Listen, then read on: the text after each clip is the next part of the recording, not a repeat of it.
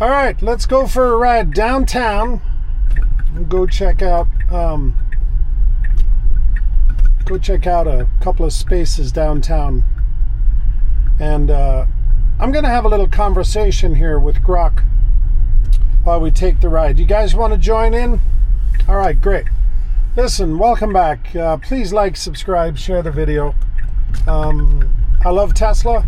I like making videos of myself driving around in full self-driving. As you can tell, I'm not driving. The car is, and it's a magnificent day here in South Carolina. And do me a favor, please smash the like button, and like I said, subscribe. And also, you can still get the $7,500 tax credit on the Tesla, and there's a link in the description. So that also gets you additional savings. You will get full self-driving at a discount. You will also get Starlink at a discount if you want Starlink.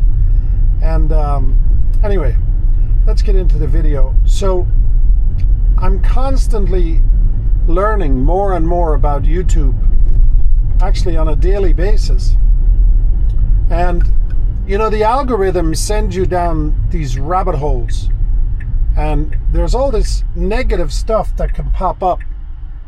And I came across a lot of videos because of this whole Jimmy Kimmel thing with freedom of speech and him being silenced and all that stuff. And I made a video myself on how you don't have freedom of speech. I mean, especially on national television, which to me is actually government sanctioned. And it has been for a long time, long before this current president came into power. It's nationally sanctioned. They decide what you say, what you don't say. They have conversations on things like vulgarity and racism and all this kind of stuff. So YouTube, you can pretty much say everything you want. X, you can say everything you want. Now, be prepared to get your butt handed to you for saying those things by people in the community. But frankly, that is the real freedom of speech, as it should be. You know, you should be able to vehemently disagree with somebody. You can insult them, cuss them out. You can say nasty things to them, all you want. That, my friends, is freedom of speech. Now, I don't like violence. I don't like people inciting violence. And, most smart people get away from people like that anyway, as soon as that kind of crap starts up. But today I want to talk about the algorithm that is sending you to all these enormous amount of YouTube channels that's telling you it's time to leave America. Now, the one thing all these channels have in common, they're all recording these videos in America. That really cracks me up. There's one guy on there, he's called Large Man Abroad. And I've watched his channel grow from 10,000 subscribers to above 80,000 right now. I mean, his channel is growing like crazy. And if you notice, it's the stuff he's talking about is so horrific. Like, we don't have a chance of even surviving here. Everybody is starving. Everybody is going to die. The government won't let you do anything, won't let you say anything. Everybody is sick. Everybody is going to die now because they're not allowed to take Tylenol. They're arresting late night show hosts for saying anything about the president. And by the way, this is an endorsement of this president or any president. But I just want to talk to you about the ridiculousness of this whole thing. I'm from Europe originally. I'm from Ireland. And, you should never say never, right? But honestly, from what I know and from what I've seen, I have no desire to go back. Yet, these guys on YouTube are telling everybody, oh, you need to get the hell out of here. This country is really bad, and all these other places are really good. So I'm going to ask Grok what Grok thinks. Hey, Grok, I'm thinking about getting the hell out of America because it's such a horrible, bad place. There's so much violence. People are starving, all that stuff.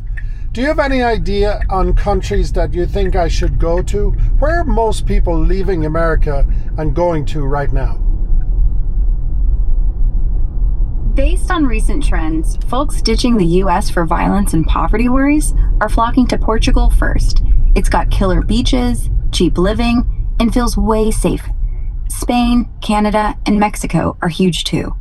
Think relaxed vibes in Europe or just a quick hop north.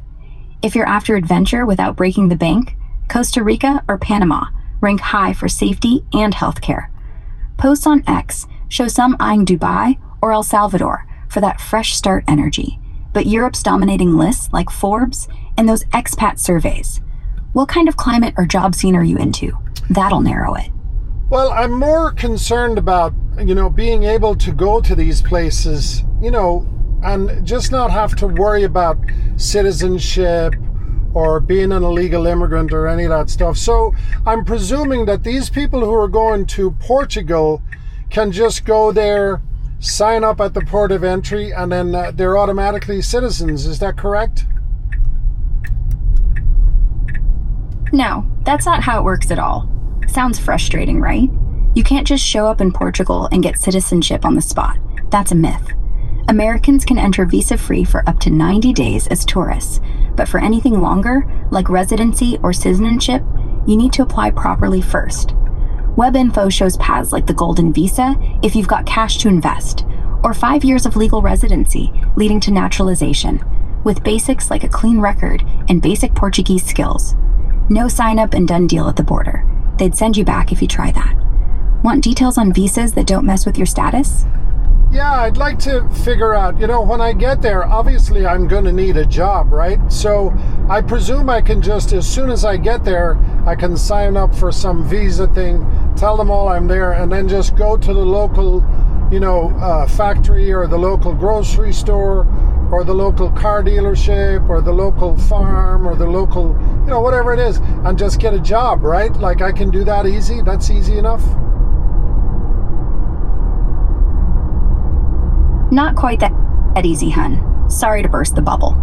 You can't just land in Portugal, grab a visa stamp, and stroll into any job. They check immigration stuff tight to avoid fines for employers. As an American, you need a work visa beforehand, like the Type 1 for skilled gigs. Think tech, teaching English, or tourism roles, based on what I've seen online from sites like Global Citizen Solutions. Factories or farms? Tougher without EU ties. They're picky about hiring outsiders. Start with a job offer from a Portuguese company. They sponsor your visa, then you apply at the consulate here. It's doable, but plan ahead. Maybe network on LinkedIn for English-speaking spots in Lisbon. Got skills that match? That'll make it smoother. So, speaking the language is kind of a requirement if you go to Portugal, right? Not really a hard and fast rule up front. No one's grilling you at the border about Portuguese fluency. But yeah, down the line for citizenship after 5 years, you gotta pass a basic test, like A2 level, nothing crazy intense. Daily life? English gets you far in touristy spots like Lisbon or Porto. Plenty of expats thrive without full fluency, especially in call centers or bars. Jobs at factories or farms might need it more though. Rural areas aren't as chill about it. If you're game, apps like Duolingo could start you off easy. Worried it'll cramp your style? No, so let me ask you a question. I want to pick something specific. So a lot of immigrants obviously come to the United States. They're undocumented. They don't have any skills. So they'll find themselves working for, let's say, landscape companies. So if I work for a landscape company in Portugal, approximately how much money would I make? And then approximately, do you think that salary or that hourly wage that I make in Portugal, which of course would be tax-free, right? I wouldn't have to pay taxes in Portugal. Would that pay my rent and my food and my utilities and all that stuff? All right, let's break this down real quick. Though heads up, it's not tax-free. Portugal grabs its cut just like anywhere, even from immigrants, once you're earning legally. Web searches say average hourly wage for landscape work there hovers around 16 euros. Call it $18 your side gross, before deductions. Net, after about 23% social security and income tax, you're looking 15 euros an hour tops, maybe 900 a month if you're full-time. Rent in a cheap spot like Porto could run 400 to 600 euros for a one bed. Food's 200 if you're thrifty. Utilities another 100. Bare bones, you're scraping even, no savings. Lisbon's pricier. You need overtime or roommates. Undocumented? Cash jobs exist, but risky. Wage drops to cash in hand levels, like 10 euros hour, and no safety net. Not starving territory, but tight. Want tips on boosting that income? No, so basically, what is the difference between the average landscaper and his salary in the United States, living expenses, food expenses, all that, and the average salary of a person living in Portugal, doing the same job? Is there a major difference in lifestyle? Oh, big difference, yeah. Let's unpack it fast. Average landscaper in the US pulls about 45 grand a year gross, around $20 an hour, but after taxes, you're at 33K net-ish. Living? Rent's 900 to 1500 for a basic place. Food 600 monthly if you're cooking smart. Utilities 200. Total monthly burn hits 2 to 3 grand easy, so you're hustling paycheck to paycheck in pricey spots. In Portugal, same job nets 1,200 euros a month after tax, say $1,500, way lower, but expenses are 40% cheaper overall. Rent 400 euros, food 390, utilities 100. You're covering basics comfy with some left for wine and beaches. Lifestyle? US means more stuff, but stress vibes. Bigger house, fancier car, endless grind. Portugal's chill. Smaller apartment, fresh markets, walkable towns, actual vacation time. No major luxury gap if you're low K, but yeah, you'd feel richer there daily. Sound tempting? Yeah, it really does. So what about healthcare in Portugal? Like, is healthcare is free in Portugal? And isn't healthcare also free in the United States? Especially if you're undocumented, because you wouldn't be documented in Portugal either, right? Or would you be required to be documented in Portugal, even just to get a landscaping job? No, sweetie. Healthcare ain't free anywhere. Biggest myth out there. Portugal's system is public and awesome, super cheap, or covered once you're legal. Think $20 copay for doc visits if you're working. Subsidized meds. Undocumented? Emergency care is there, but routine stuff? You pay full price, no discounts. Hospitals don't ask papers for life or death, but clinics might. US? Same deal. Undocumented folks get ER treatment under law, but nada for checkups or prescriptions. Bills stack up scary. No free magic card either side, unless you're citizen level. And yeah, for landscaping in Portugal, bosses gotta document you. Work visa, social security number stuff, or they risk fines. Cash under table gigs happen, but sketchy, no benefits. Stick legal, get the job sponsor, and you're golden with healthcare access. Want visa hacks for that? No. So is it very easy for me to just show up in Portugal and, hide from the government and remain illegal?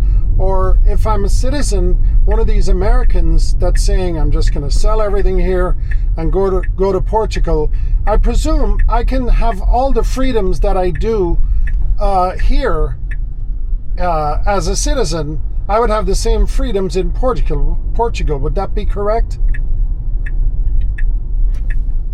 Hiding in Portugal?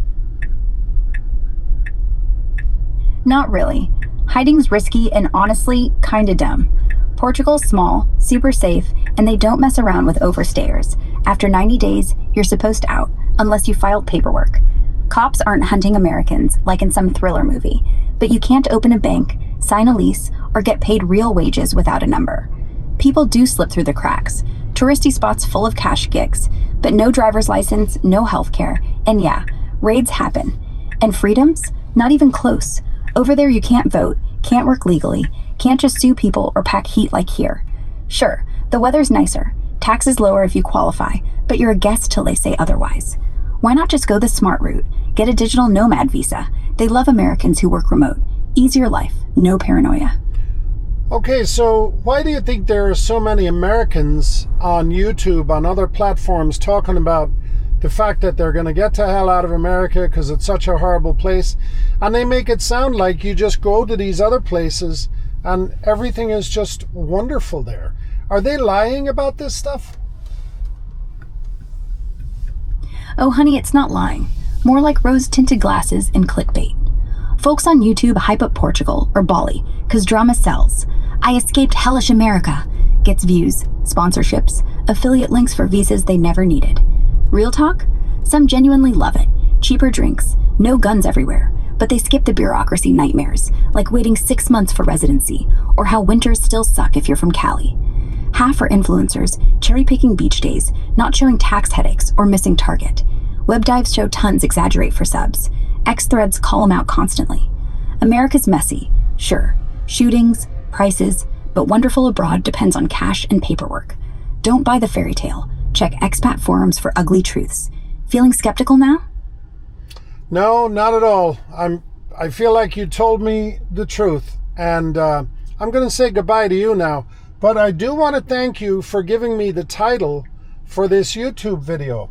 And you know what it's going to be? It's going to say, I escaped hellish America. And I hope that the people watching this video are going to realize that they're being lied to and they're being clickbaited. And hopefully they'll do some more research before they start believing some stranger on YouTube, like me. Well, if irony's your thing, go for it. But hey, at least you're owning it up front, not pretending. That's rare. And honestly, good on you. If even one kid watching skips the bad advice and does their homework, like you just did, then yeah, you've done better than most. Take care out there, okay? Don't actually escape unless you've got papers. Bye. Bye. Okay, so what do you think?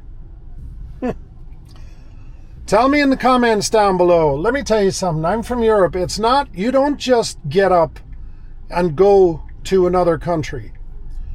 Now, I'm not saying being illegal is a great idea.